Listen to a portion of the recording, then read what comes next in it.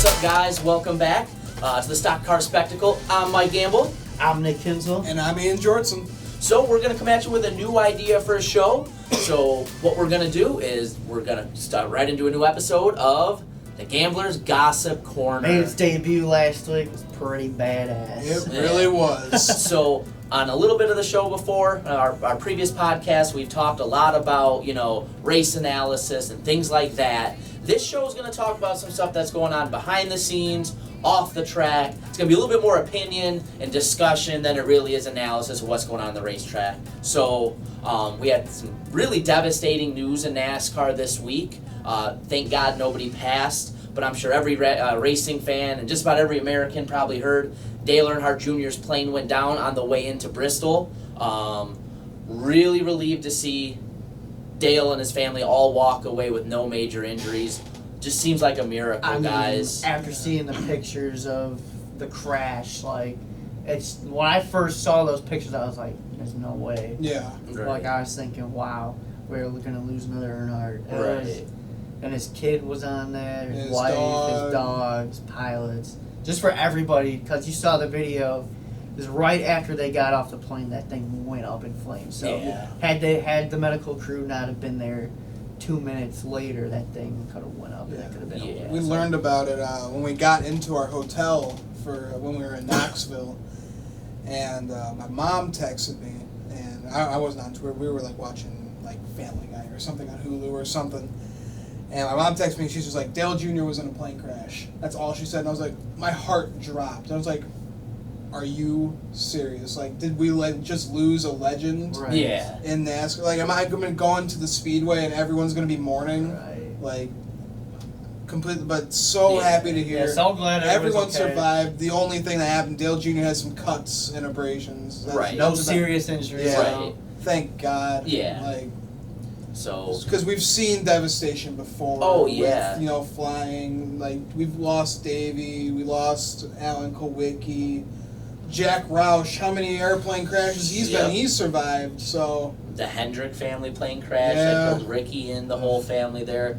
It's just crazy to think about how often you see these these air travel incidents with NASCAR. Like you said, you've touched on a couple of them. Not all have necessarily been fatal, but it's just really sad to see. Thank God that we didn't lose Junior. Means a lot to the sport. Was one of my heroes growing up watching racing as a kid. You got to think that Dale Sr. and everyone else is up there looking out for him and had a hand in this. So just really no, you're cool not to coming see. to me yet. No, Right. Not happening. Right. Also, there's no news out on this yet, but I really hope this doesn't have any implications on him running Darlington. Yeah. So I wouldn't be surprised if it did. It would be completely understandable. Oh, absolutely. So just like he took the week off of broadcasting, I would totally understand. It's but nice that's that they have another weekend to just chill out, spend with the time family. with his family. Right. Yeah, just. And then we got next week to worry about Darlington. Right. But everybody's okay, so that's all that matters. Makes you really think, don't take life for granted. Yeah, it's precious. Yeah. It can happen to anybody. Yep. Yeah, exactly. It is precious. So, next topic we're going to touch on. We had another major NASCAR announcement this week, and a very shocking move because he's not that old by any stretch. He's, early to mid-30s. David Reagan announces that he's going to retire. Yeah, I understand that move. He said he wanted to do it because he wants to be a better dad. He wants to spend time with his family. His kids are growing up. It's not like he's walking away from the sport forever and then he wants to come back part-time. But yeah, David Reagan's had quite the career, 2 wins, Daytona, Talladega. Yeah. He very easily was going to win the 2011 Daytona 500. Got black flag on a restart.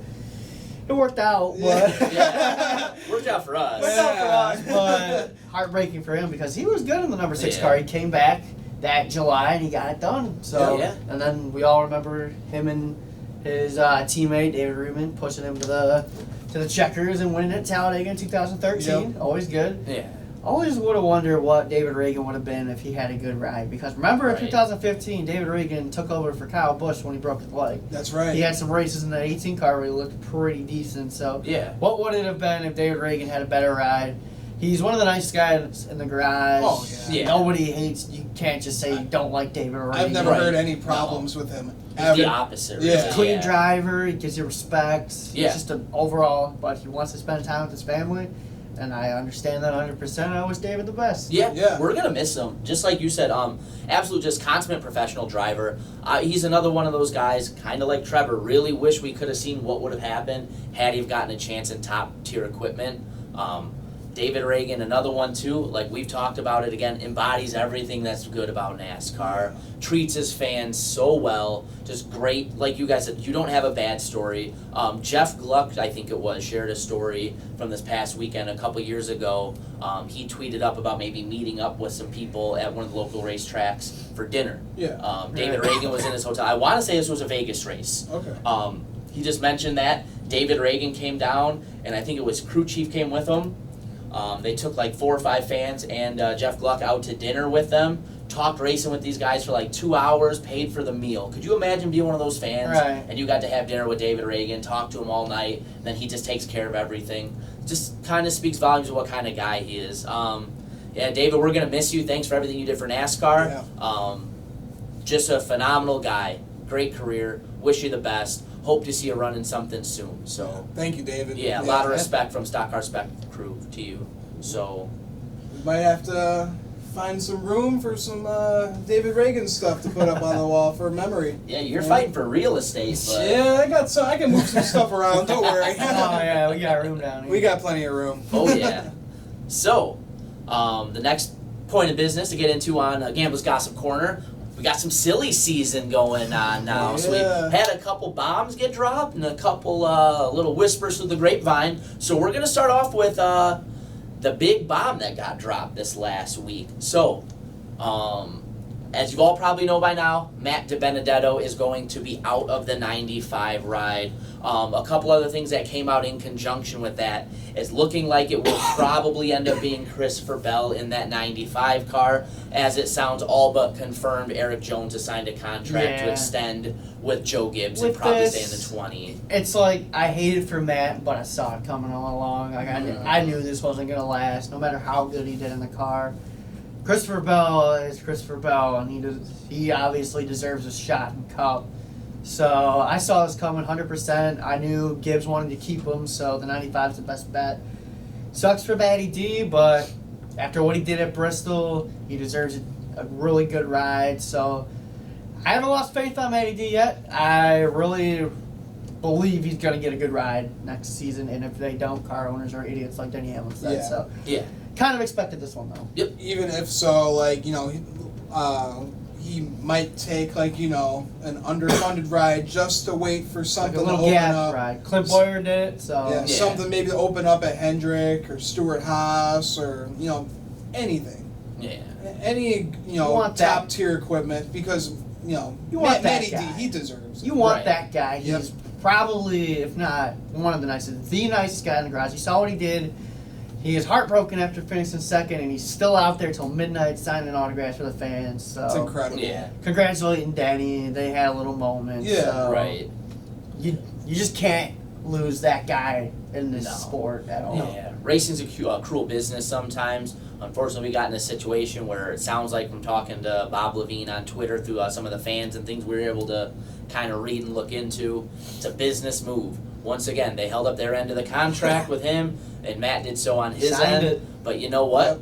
At the end of the day, it's a business. It's a business. So you got to do what makes the most sense for your Heartbreaking. dollar and cents, if you catch my drift. Exactly. So It's heartbreaking, but yeah, sometimes, you know, these things You work get out hurt. the way they do. You just hope that the karma finds a way to put him in a ride that I mean, will showcase his talent. Matty D is no stranger to heartbreak. I remember last year at Phoenix, he didn't have enough money to put a sponsor in his car, and what did the NASCAR community do? Guys like Denny Hamlin, Darrell Waltrip, guys like them, each like giving him $5,000 to put towards his team. Yep. And he got a sponsor, a full-time sponsor for 6 races for that car. So that was awesome to see from Eddie D. He's no stranger to his heartbreak stuff. I really think he's gonna end up with something good in the end. Oh, yeah. And Yeah. You know, he deserves it so much. Oh yeah. No, he's going to be one of those guys. Like I said, it'd be great to see him get into a good ride, to really showcase his talent. He deserves it. I just hope the business side matches up with what us fans want to see. Another piece of business came out. Nick, it ain't going to make you too happy, but I'll let you introduce this with the Daniel Hemrick situation. All right, so a tweet came out by a NASCAR reporter earlier this week. Daniel Hemrick is iffy on his ride for 2020, and it makes sense because Tyler Reddick has told Richard Childress that he's only staying with the team if he's got a Cup ride. So Right. Tyler Reddick going Cup after what he's done these past 2 years. I think he's more than ready for it. Even he's run a couple Cup races this year. He's finished in the top 10 Right. at Kansas in that 31 car. He's ready for it. So there's no avoiding that. But yeah, to get Daniel Hemrick out of the car after one season and after the bad luck he's had, because I honestly, in my opinion, think he's done a little bit better than Austin Dillon. Because Austin Dillon's been there with that organization and he's not getting the results. Daniel Hemrick's qualifying the car really good. He's practicing the car really good. He just really needs to put the race together. And he's had moments during this He's season, had too. moments during the season where he's been really good. So to get rid of him after 1 year doesn't really make sense to me, but that's why I'm sitting behind this desk. So it's not confirmed that he's gone, but he's just iffy about it. And not even that. Grapevine, not even that. Another thing came out today for anybody else that doesn't know. You know, Andy Petree's back with Richard Childress Racing. Yep. He was just on the record recently being interviewed. They asked him about bringing the 31 car back and running a third car, and it sounds like something they're aggressively looking into. They could do that, and so there's maybe, Tyler Reddick's ride. Maybe Reddick goes to the 31, and then Hemdog's safe in the 8. I think that would be the best thing. Again, Richard Childress Racing is historically a great racing team. So we need more teams that can field competitive rides to do so to make the racing better. I just don't think after one season it's time to give up on a driver yet because Hemrick's had his moments this season. He's made some mistakes. He's a rookie. He's still getting used to it. Give him time because if you give him up after 1 year, he could go somewhere else and just be an absolute stud. Oh, exactly. And then look, Richard Childress kind of be shooting himself in the foot. So I don't know. I'm not going to get too worried about it yet. I'm still going to enjoy the rest of the season with the 8 guys because it's not confirmed at all that he's leaving or anything, but just got to be prepared for it. But who knows? Maybe the addition of Tyler Reddick, maybe putting him in that 31 car, maybe it'll help that team. Yeah. Help him out. Yeah. Exactly. Sometimes I think the more voices and the more smart people you can get together to work together, it's going to make the whole bunch better. Yeah. More people with, different looks on how to run tracks, different philosophies on how to do this, different people, different experiences working all over the organization, all over NASCAR. Right. You put those people together, you put enough smart people in the room, they'll figure out problems. That's just the name of the game. So another silly season. This is going to be more of an opinion question for you guys. Where does Cole Custer land? And if he does land in one of those situations, it's got to be moving somebody out of the ride, so who's out? Well, we heard the rumors. I saw it on Twitter today. Go Fast Racing is possibly going to be lining up with Stewart-Haas Racing. I hate that, though. Yeah, but maybe they'll change up Go Fast. Who knows? Maybe Stewart-Haas will give them the right equipment. Yeah, I just hope that doesn't turn into like when Joe Gibbs first started the alignmentship with Levine with Casey Kane, and that didn't really work out. I'm hoping it turns into the furniture rope type deal. It really with their could. alliance. Yeah. But yeah, I would hate to see Cole go Fast because I think he's just too talented to go to a team like that. But if they get that affiliation from Stewart-Haas Racing, like Ian said, it could turn into something like that. If I'm thinking, we talked about it earlier in some of our past videos that Clint Boyer's up for grabs, Daniel Suarez, Eric Almirola aren't guaranteed rides next year. Yep. So Cole Custer could take one of those rides. But like you said, if the Go Fast deal works out, maybe Cole Custer could go there, or maybe they send one of the other SHR boys there. Yeah, who knows? Never know. Yeah. Because Cole Custer definitely deserves a really good ride. Look at what he's doing Yeah. this year. Like, he's having a breakout season. He's been really consistent the past couple of years. He absolutely deserves a top ride. Yeah. I just wonder if he would even be willing to take a chance on that Go Fast ride. That's what I'm saying. Do you even don't think do if I'm Cole Custer, like, maybe I just bite the bullet one more year in the Xfinity? May not be what you want to do, but wait for something else to open up. Because if that's the ride you're going to have, that's a complete wild card with that alliance. You don't know. That could be a 25th place car. That could pivot them up to a top 20 car, top 15 car. You just don't know. It depends on who gets brought in as sponsors, Who's the crew chief? What Are they going to have a could good? be, Are they going to have a good relationship with Custer? All that stuff comes into play. It's not just the alliance. There's a bunch of different factors as to why teams are good. It kind of reminds me of Matt Tifft. Matt Tifft was pretty solid at Joe Gibbs Racing, the Xfinity Series, and then he goes and takes this ride at Front Row, and it's not working out for him. He's not having a good season because he doesn't have a competitive car. Yeah. So Right. I get these kids want to drive Cup cars. I get the opportunity is right there for them, but do you really want to get into a car where you know you really have no shot at it? So, like for Cole, does Cole want to do that? If I'm Cole Custer, I'm saying, you get me in one of your SHR cars, or I'll take my talents elsewhere. Well, I think it's kind of a balancing act because there's a couple different ways you can look at it, and everybody's situation is going to be different. You could be a guy like a Busher, signed for a small team, and I think he's really made a name for himself really at turning JT that Dorsey team yeah. around a Racing. little bit. For He's having a sure. really good year. It could go the other way too. You could take a chance on it just to, get into Cup and get some experience and kind of, take your It's way really off. a good information you're getting from a car like that, like back to the tip situation. Like Right. You're going from top-notch Joe Gibbs Xfinity car to a very underperforming 36 car. Yeah. So, Right. like, I'm happy for Matt after his brain surgery and everything. Yeah. It's awesome, but do you really want to go to a Cup ride when you know you really have no shot at being competitive? Right. But So that's my take on it. I think Cole has a really, really good chance of landing a Stewart Haas car. I think he more than deserves it. Yeah, he more than deserves it. And also, I always forget this. His father is the president of Stewart Haas Racing. So That's right. Yeah, it's He's- one of those things in the back of your mind you do forget. yeah, because he's They one of can't those let him guys. go. I don't think daddy's money because he's a real he's a winner. Right. But hell, he's got his family to back him up. Yeah, I just don't think Haas can let him go. I No. think Stewart Haas can let him go. It's kind of like Joe Gibbs cannot let Christopher Bell go. Yeah. Right. Joe Gibbs has let some good guys. Toyota has let some really good guys get away. William Byron's one of them. Mhm. Yeah. They let him get away. They've let some really good guys get away. So Right. you cannot let Christopher Bell No. get away from Joe Gibbs, and you can't let Cole Custer get away from Stewart Haas. Well, it's Exactly. another one of the things to look at too. It was a trend that started a couple of years ago. You saw Matt Kenseth lose his ride, and a couple of those other guys. Some of these bigger teams are starting to get more and more reluctant to pay these veteran drivers the salaries they think they should be demanding. Right. So they can maybe bring in, the way things are going now with cars being more aero dependent and things like that, teams might be thinking along the lines of, listen, if we build a good enough car and we get a driver that's going to be competent or better, our equipment will carry us through. Custer's already a good driver, and I'm going to go ahead and venture to guess him coming into Cup would be a lot cheaper than SHR bringing back like a Clint Boyer. I don't know what he's asking for in money, but he's a veteran. Right. I'm sure he's making a pretty good chunk of change. Maybe that's something that comes into play too.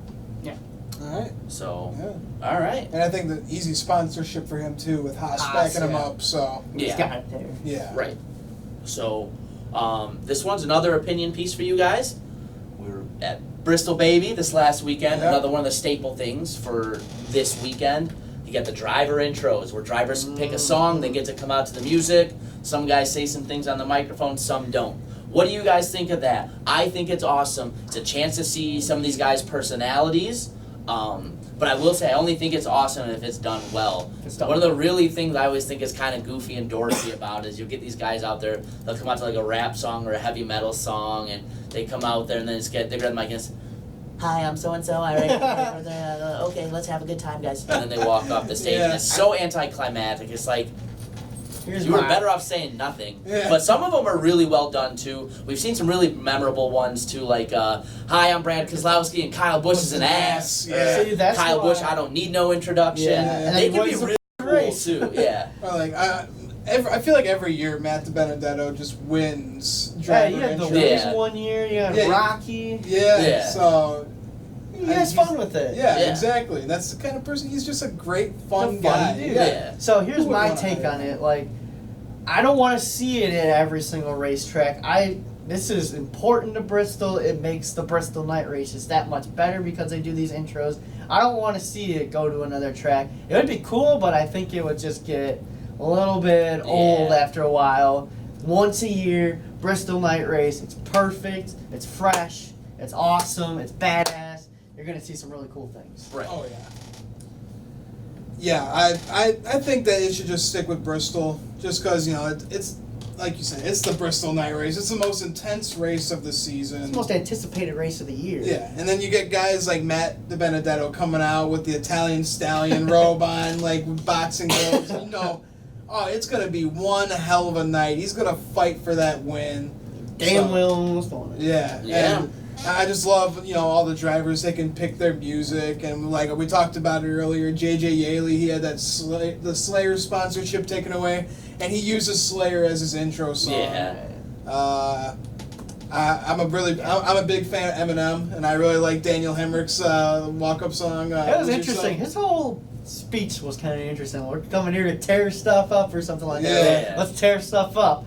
Well, you didn't tear a car up, so good job, man. Yeah. I would have been one unhappy camper. Yeah. Yeah, I'm just a big fan of anything like that where you can see more of the drivers' personalities and you really get to kind of showcase who they are. I think that's something NASCAR could be a little better at. I think one of the easiest ways to get people to like racing is to get them to be emotionally invested and personally invested into a certain driver for whatever reason. So more of the points where you can put that stuff out there and make it more readily available for the public to consume and see who these guys really are and make that connection, and it's just going to help with the popularity of the sport, I think. So every time they do it, I think it's really well done and a lot of fun. So another one of the things that I think puts a lot of character and a lot of personality in the NASCAR we're coming up on in 2 weekends is Darlington. We've talked about a couple of the different paint schemes that have come out so far. Right before we came on the air today, a couple new ideas and new schemes have come out. Keselowski. Yes. Oh, yeah. Man, that throwback. Oh. Yeah. Love it. This is 2 years in a row he's had some sweet ones. Yeah. He always has. Well, if he always Beer ones goes, are always goes good with ones. Midnight, Yeah. it's a great car. Oh yeah. He can go with that every year, and I think everyone will love it. Yeah. And you guys were 100% right. The 4 team put out a teaser video today. It's going to be a Busch scheme. And the one little thing I took away from it, if you go back and watch it, I thought it looked like it was going to be one of the orange can color kind of schemes. Yeah. It looked like there was a lot of that color palette in the video. So that would be cool. I always thought that's one of the coolest Busch cans. So if they can kind of incorporate something like that into it, that would be awesome. Busch latte car. Yeah. That'd be pretty sweet. That'd be awesome. Remember that little joke that they had, the little pumpkin spice seltzer water that they had? Like, what the hell? It's already water enough as is. Regular Busch. But yeah, I can't wait to see that. I think they said they're going to release it next Sunday, the 25th, I believe.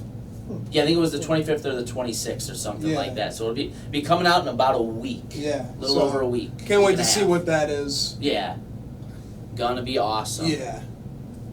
So, yep, one last kind of little thing to touch about. The Gambler's Gossip Corner really grinds Nick's gears. So, Nick, take it away. Well, we all know Samantha Busch, us is Kyle Busch's wife, and Austin Dillon's wife is in on it too. The whole racing wives thing. I hate that because that is not a real racing life to me. And they've had 3 episodes come out so far, and their ratings right now are 3.7 out of 10 right now. That is a terrible show. It ain't gonna last a season. I'm sorry, Samantha Busch. Stick to the modeling and stick to being Kyle Busch's wife, because I do not like this at all. This is not a real racing wife because I don't even. You want to know a real racing wife? Delana Harvick. Yes, because she was. Yes. She'll wear the fire suit. She's up in the pit box. She's been with the team before, man. I mean, that's a real racing wife right there. She was an actual co-owner for Kevin Harvick. KHI. Yeah, exactly. So she's a real racing wife, and then you got this show about racing wives. No. It's all these, It's done for after a season. You tried. 3.7 out of 10 ain't gonna cut it. Goodbye. Yeah. Well, listen, it's reality TV, so yeah, it's all scripted. There's nothing real about reality TV, so it's hard to really say for sure. I know for me, if somebody comes in, hey man, you want to make a TV show? We'll pay you millions of bucks. Well, yeah. You're not gonna say no. So I understand why they did it. I don't think the execution was very good. I think a lot of times you could tell they insert drama just for there to be drama because it's a TV show. Yeah. The only real redeeming tidbits for me are what we talked about on the last podcast is the Kyle Busch stuff because he's such a huge smartass. Yeah. It's pretty funny sometimes. Like we were saying, it reminds us of Jay Cutler on the Very Cavallari show. You'll see those little tidbits on the internet from time to time. Yeah. Us being in Chicagoland and us being all big Bears fans. I always thought that was great. This is kind of funny to me too, Oh, yeah. but it's just, I think it could have been done better. I think it just kind of illustrates some of the wrong stuff about the sport too, so. I feel like at this point it's just embarrassing. Yeah, honestly, like They think they're doing so good, but their ratings are trash. Yeah, and Nobody you likes just it. look at it, it's just like, I don't. It's just that. I don't like it. I Yeah, don't it's feel just made up drama, and it's just. I feel like it's just poison. Mac TV DiBenedetto at has that a better point. shot of getting a top tier ride than that show lasting one. Yes. Yeah. Now, if I want to see Racing Wives, I want to see Delana Harvick. I want to see Taylor DiBenedetto. Yeah, I want to see the real. Yeah, I want Right. to see the ones that are actually like there Even watching. Daniel their Hemmert's husbands. wife used to be she's Kenzie, a late yeah. model driver. Yeah. So she's there. She's involved. She was in NASCAR Next, She was in wasn't NASCAR she? Next Yeah. with that's Daniel. right. That's how I they met, remember I'm that. pretty sure. Yeah. That's how they met, I'm pretty sure. Yeah, but yeah, it's just embarrassing to see this. It's just making NASCAR look kind of stupid, Yeah, I'm not one who likes to bash the sport, talk about the sport in a negative light. I just feel like this is one of those things that maybe should have been thought twice about whether it was a great idea or not. Good for the families involved. I'm sure they're, getting some financial rewards. And, anytime, just like the old saying, even bad press is good. Yeah. You know what? You still put NASCAR names into mainstream TV and things Right. like that, so more attention, more eyes and ears potentially on the sport. So Hopefully I guess get there's more some people to positive watch. spins on it as well. Yeah. So, Alright. all right. Either one of you guys have anything you want to add to the Gamblers Gossip Corner? Because I think we touch on anything. Yeah, I think we're pretty Yeah. good. I think we pretty much covered everything that's been in the news this Yeah. past week or so. Yeah. So this is going to be one of those little shows we do from time to time. Going to try to keep it weekly and try to keep it short and sweet and just talk about some of the off-track stuff that's going on in NASCAR, our opinions on it and things like that. So until next time, I'm Mike Gamble. I'm Nick Kinsel. And I'm Ian Jortson. See ya. Thanks for watching, guys.